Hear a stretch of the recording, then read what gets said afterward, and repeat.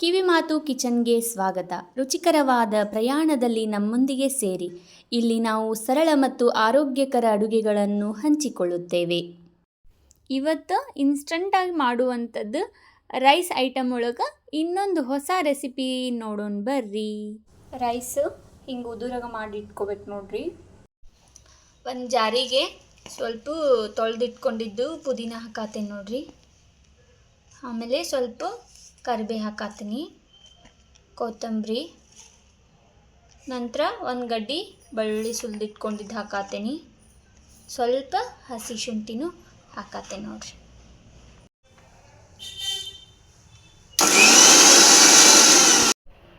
ನೋಡ್ರಿ ಈ ಥರ ಪೇಸ್ಟ್ ಆಗ್ಬೇಕು ನೋಡೋದು.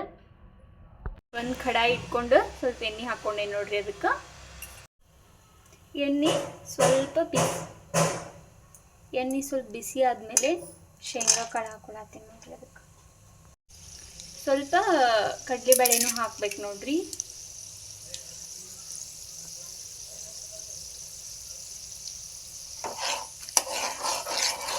ಅದ್ರಾಗ ಒಂದೆರಡು ಕಾಳು ಉದ್ದಿನ ಬೇಳೆ ಹಾಕಾತೀನಿ.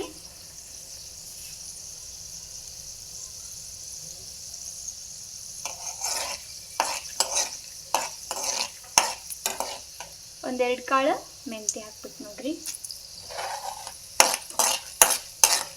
ಇವೆಲ್ಲ ಸ್ವಲ್ಪ ಕೆಂಪಗ ಆಗೋ ಮಟ್ಟ ಫ್ರೈ ಮಾಡ್ಕೋಬೇಕು ನೋಡ್ರಿ. ಸ್ವಲ್ಪ ಕೆಂಪಾದ್ವಿ.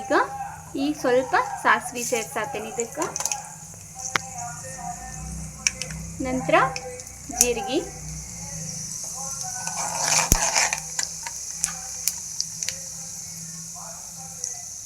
ಇವು ಚಟಪಟ ಅಂದಮೇಲೆ ಪಲಾವ್ ಎಲೆ, ಲವಂಗ, ಸೋಂಪು ಕಾಳು, ಚಕ್ರ ಮೊಗ್ಗು ಎಲ್ಲ ಸೇರ್ಸಾತೇನೆ ನೋಡ್ರಿ. ಕರಿಬೇವು ಸೇರ್ಸಾತೀನಿ. ಈಗ ಉದ್ದಾಗ ಹೆಚ್ಚಿಟ್ಕೊಂಡಿದ್ದು ಉಳ್ಳಾಗಡ್ಡಿ ಹಾಕೊಳತ್ತೇನೆ ನೋಡ್ರಿ.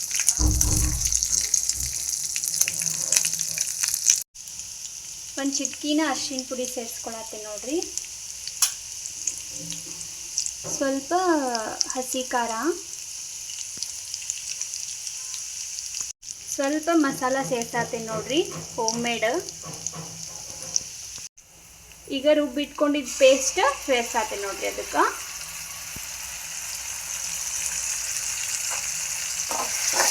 ಹಾಕಿ ಈಗ ಚಂದಾಗ ಒಂದು ಮಿಕ್ಸ್ ಕೊಟ್ಬಿಡ್ಬೇಕು ನೋಡ್ರಿ. ಅದಕ್ಕೆ ರೆಡಿ ಆಯ್ತು ನೋಡ್ರಿ. ಈಗ 1-2 ಮಿನಿಟ್ಸ್ ಇದನ್ನ ಎಣ್ಣೆ ಒಳಗೆ ಹಿಂಗೆ ಬಾಡಿಸ್ಕೊಂಡ್ಬಿಟ್ರೆ ಆಮೇಲೆ ರೈಸ್ ಹಾಕಿ ಕಲಿಸ್ಕೊಂಡ್ಬಿಟ್ರೆ ರೆಡಿ ಆಗ್ತದೆ ನೋಡ್ರಿ.